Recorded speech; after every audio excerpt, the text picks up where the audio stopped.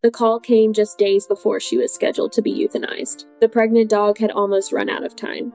When I first saw Ginger, I could never have imagined that one day she would become the mother of dozens of abandoned kittens in my home. If I had arrived just a few days later, none of those miracles would have ever happened. The first thing that struck me when I brought Ginger home wasn't her appearance, it was her eyes. They belonged to a dog who had simply endured too much. Ginger wasn't aggressive, mischievous, or difficult. She was just frightened. Every unfamiliar sound, every stranger, and even her new home made her hesitant. It felt as though life had never given her the chance to experience what safety truly meant. I began helping Ginger adjust to her new life.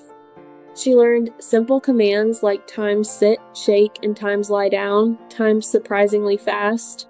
Every time I praised her with, "Good girl," her tail would give a gentle wag. It was the first time I saw a spark of happiness break through the tension she always carried. Not long afterward, Ginger gave birth to 9 healthy puppies in my home. Those days felt like a nonstop battle. Feeding them, cleaning up, washing blankets, checking on every puppy, and staying awake through countless sleepless nights became my daily routine. There was barely any time to rest. But the one who amazed me most was Ginger. No matter how exhausted she was, she cared for every single puppy with endless patience and the quiet devotion of a loving mother. At first, Ginger was only supposed to be a foster dog. I kept reminding myself that once her puppies were old enough, it would be time for her to find a forever family. That had always been the plan.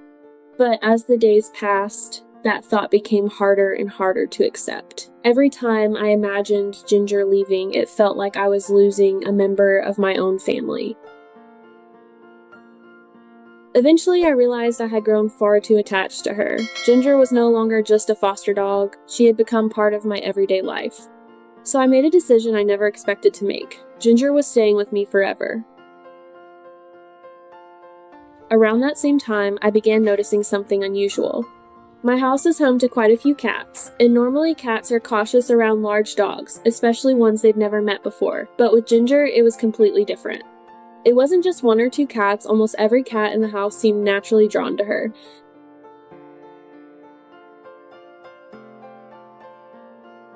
They curled up beside Ginger, slept pressed against her, and even followed her from room to room.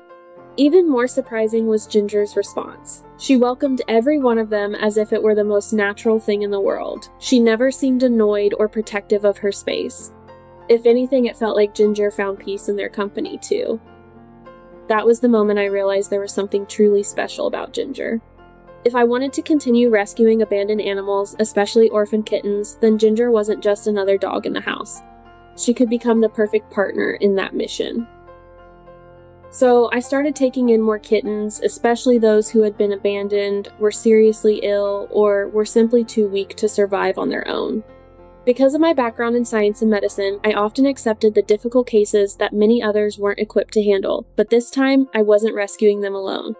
I had Ginger by my side. The first time I placed a few tiny kittens in front of Ginger, I was genuinely nervous. I had no idea how she would react. Would a dog who had only recently finished raising her own puppies accept babies from an entirely different species? Ginger slowly walked over. She lowered her head and carefully sniffed each kitten before gently lying down beside them. Within minutes, something incredible happened. The kittens began climbing onto her, curling up in her warm fur, and even searching for milk as though Ginger were their own mother. What touched me most was how instinctively Ginger seemed to understand exactly what the kittens needed. She carefully groomed them with gentle licks, watched their every little movement, and stayed close to me whenever I bottle-fed them. It was as if she wanted to do everything she could to help these tiny lives survive. Caring for kittens has never been easy. They climbed all over Ginger, tugged at her ears, scratched her face, stepped on her stomach, and had absolutely no sense of boundaries. Yet Ginger never lost her patience. She simply lay there quietly, letting them play all over her with remarkable gentleness.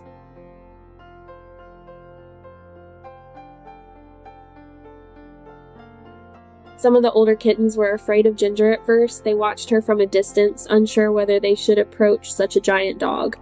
But after a few hours, or sometimes a few days, one by one, they let their guard down.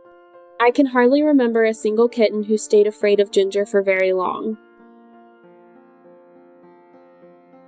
Most of the kittens who arrived at my home were in terrible condition. Some were critically ill. Some were freezing after being abandoned outside. Others trembled with fear because they had lost their mothers far too soon. But somehow, after spending time with Ginger,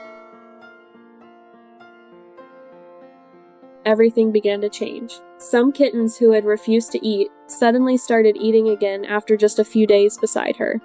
Others who had been terrified of every little sound finally relaxed. Curled up safely against Ginger, they slept deeply as though they had finally found the security they had been searching for.